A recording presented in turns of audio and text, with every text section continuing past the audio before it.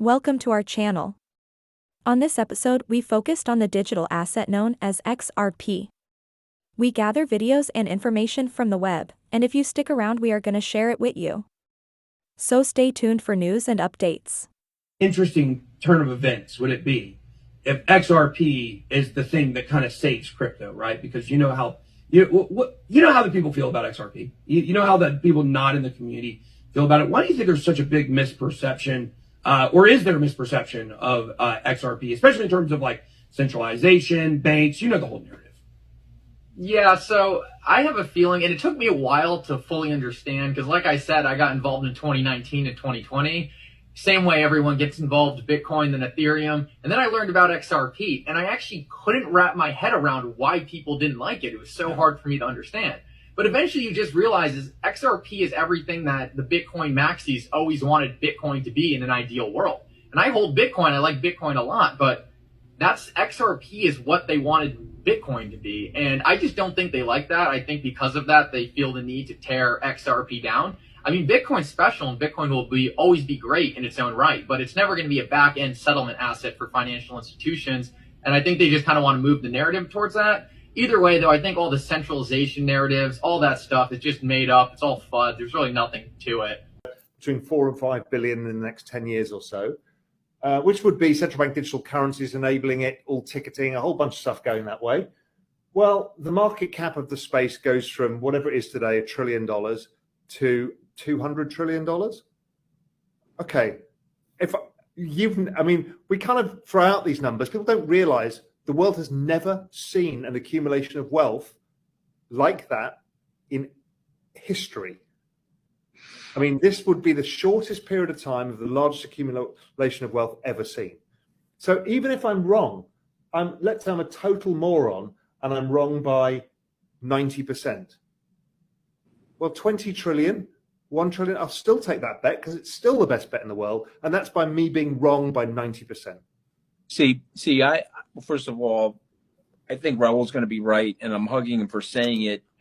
I'm just saying if it's 10x, Raul, if it's 10x, if it goes from $1 trillion to $20 trillion, this will be one of the greatest investments that have ever been made by anybody. Okay, this is the telephone. This is Rockefeller discovering that he can lock up all the oil for 100 years in North America. Okay. And so to me, I want to be a part of it. You know, now somehow you're a hypester, you're this, you're that, you think, okay, whatever, say whatever you want. I'm going to be there. And, unless, the good Lord takes me out or something like that. But if I'm alive and it's 10 years from now, obviously, we're hopeful that we'll get another positive outcome in litigation. John and Mike, you're listening to Steve or even just looking at SEC filings. All you do is apply this 80-year-old Howie case and SEC wins. That's it, open and shut. Are there defenses or is it hopeless? The SEC, I think, has gotten more aggressive. I think that the Telegram and Kick cases, I thought were pretty aggressive cases. And I certainly would put Ripple in that category. You look at Ripple itself. It's a token that's been around since, I think, 2013. And it's a lot like this other currency called Ether, which is a lot like Bitcoin. Ether started, and the founders of Ether used the token to raise money to help build its platform. And now Ether is out there and can be used just like Bitcoin to buy goods and services. But the SEC has not and has never brought a case against Ether. And so I think that's an interesting comparison when you look at Ripple and Ether being so similar. Now, the SEC is going to point out certain things about Ripple that could make it different. Ripple, they would say, marketed its XRP, it's kind of an XRP token as an investment. Its founders made money by selling it. Ripple's not quite as decentralized as Bitcoin. Bitcoin has, I think I mentioned earlier, these people called miners, that third parties who are not affiliated with Bitcoin at all, are just third parties out there making money by confirming these transactions, which is called mining. Ripple doesn't really do it that way.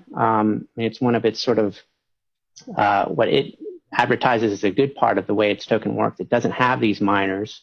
And these miners have to, instead it has what are called validators who are more affiliated with the company. So there are arguments that the SEC can make that will say that this fits within Howey, but when you're looking at a currency token like XRP which is the Ripple token, it's being used and has been used for almost 10 years to buy goods and services.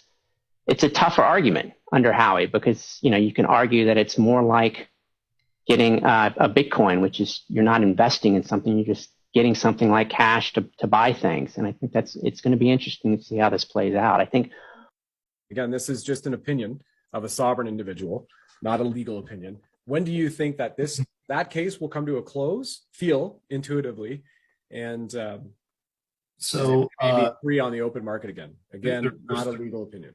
There's two the summary judgment motions. This will be a case that's decided not by a jury, but it'll be decided by a judge. And so there will be summary judgment motions made by either side where, the facts and the law will not be in dispute, and it'll be up to the judge to decide kind of how it's going to happen. That's all supposed to come together in November. I believe that we're going to have a market event. Mm-hmm. I don't know what that's going to be, but I believe they're going to have a market event within the next 4 weeks that is going to be so profound that they will have to come to the judge and beg for a resolution. Even SEC? Even the SEC, the federal government will basically have to get together and say, we've got to come together on this and get the clarity now, because this event will be so significant. You'll have to have the use of the asset. Not financial advice, and by any means you should not take any advice from us. We have no financial background. This channel is strictly fun base. So stay along for the ride, and if you like what you see, be free to like and subscribe.